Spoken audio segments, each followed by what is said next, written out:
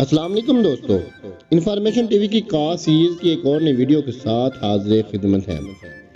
دوستو، آج ہم ایک ایسی قوم کے بارے میں بتانے جا رہے ہیں جس کو 9 نسلوں تک 9 خون معاف تھے۔ جی ہاں، جو آپ نے سنا وہ بالکل ٹھیک۔ جو ایک ایسی قوم گزری ہے جس میں ان لوگوں کو 9 خون تک معاف تھے۔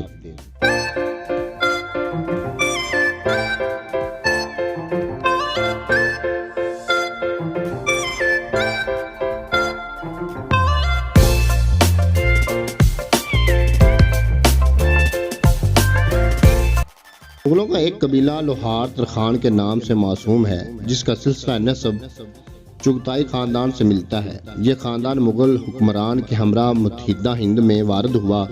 سفر نامہ ابن بطوطہ جلد نمبر 1 میں لکھا ہوا ہے کہ چنگیز خان سرزمین خطا کا لوہار تھا، کریم النفس، طاقتور اور تندومند۔ اس نے بہت جلد لوگوں کو اپنے گرد جمع کر لیا اور ایک جماعت بنا کر سردار بن گیا۔ پہلے تو اپنے وطن کے سرداروں کو زیر کر کے انان حکومت ہاتھ میں لی، پھر اتنی ترقی کی کہ ملک خطا پر غالب ہو گیا۔ یہ لوگ بہادر اور سخت جان تھے۔ چنگیز خان اپنے ابتدائی ایام میں جب مصائب میں گھرا ہوا تھا تو ان لوگوں نے چنگیز خان کی مدد کی تھی، جس کے عوض چنگیز خان نے انہیں ترخان کا لقب دیا تھا اور ان کا مرتبہ اوروں سے اونچا قرار دیا تھا۔ ترخان لفظ منگولی زبان کے 2 الفاظ تر اور خان کا مجموعہ ہے۔ تر کا مطلب اعلیٰ، بڑا، عظیم اور لفظ خان کا مطلب بادشاہ، سردار۔ ترخان مغلوں میں اعلیٰ ترین خطاب تھا جو چنگیز خان مغل قوم کے بہادروں کو عطا کرتا تھا، جو کسی جنگ اور مشکل وقت میں اعلیٰ کارکردگی اور حیرت انگیز جرأت بہادری دکھانے والے افراد کو اپنا اعلیٰ ترین اعزاز یا خطاب ترخان عطا کرتا تھا، جس کا مفہوم بڑا خان، اعلیٰ خان، خانوں کا خان تھا۔ ترخان کو دوسرے مغلوں سے افضل و اعلیٰ قرار دیا جاتا تھا۔ وہ بلا روک ٹوک جب چاہیں شاہی قلعے میں بغیر کسی اجازت کے داخل ہو سکتے تھے۔ چنگیز خان نے انہیں ترخان کا لقب دیا تھا اور ان کا مرتبہ اوروں سے اونچا قرار دیا تھا۔ انہیں اس کی اجازت تھی کہ بے تکلف جب چاہیں شاہی شامیانے میں چلے آئیں۔ ہر جنگ میں لوٹ کا حصے میں ان کا حق تھا، پہلے جو وہ چاہیں لے لیں۔ انہیں ہر طرح کے خراج سے معافی دی گئی، اس سے بڑھ کر یہ کہ ان کی کوئی خطا نہ سمجھی جاتی۔ موت کی سزا ان کو 9 مرتبہ معاف تھی۔ جو زمینیں چاہتے انہیں بخش دی جاتی اور 9 پشتوں تک ان کی اولاد کو بھی یہی حقوق بخشے گئے۔ اس کی تفصیل یوں ہے کہ مغل اعظم چنگیز خان کے آباء و اجداد اپنے لیے اوزار ہتھیار خود بناتے تھے، اور پھر یہ کہ ان میں ہی بہادر مغلوں میں سے 2-3 حضرات نے چنگیز خان کے آڑے وقت میں مدد کر کے اس کی جان بچائی تھی۔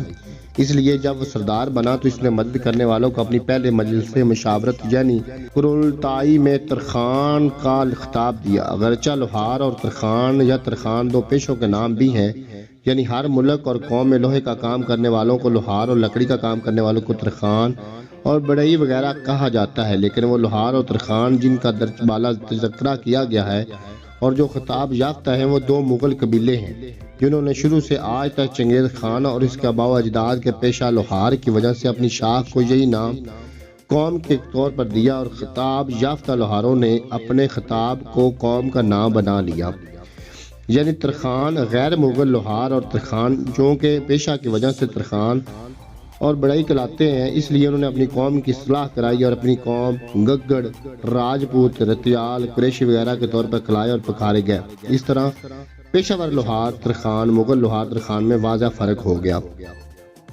20ویں صدی عیسوی کی 5ویں دہائی کے دوران تحریک بیداری مغلاں کے نام سے ایک آواز اٹھی۔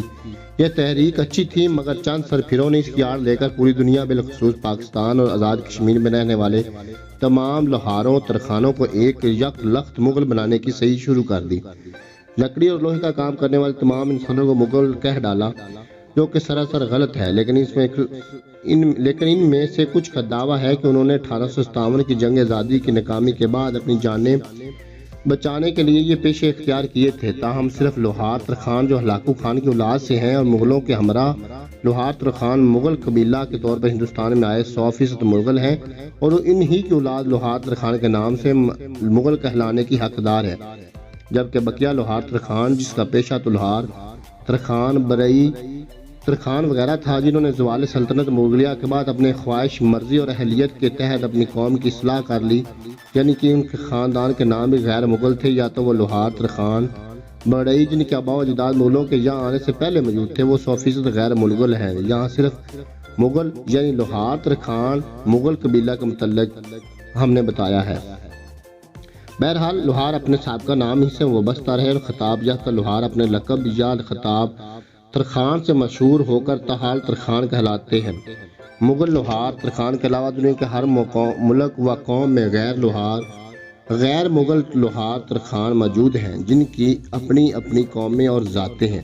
دوستو امید کرتا ہوں کہ آپ کو ہماری آج کی یہ ویڈیو پسند آئی ہوگی۔ اس ویڈیو کو لائک اور شیئر کیجیے گا اور اپنی رائے کا اظہار کمنٹ سیکشن میں ضرور کیجیے گا۔ اللہ حافظ۔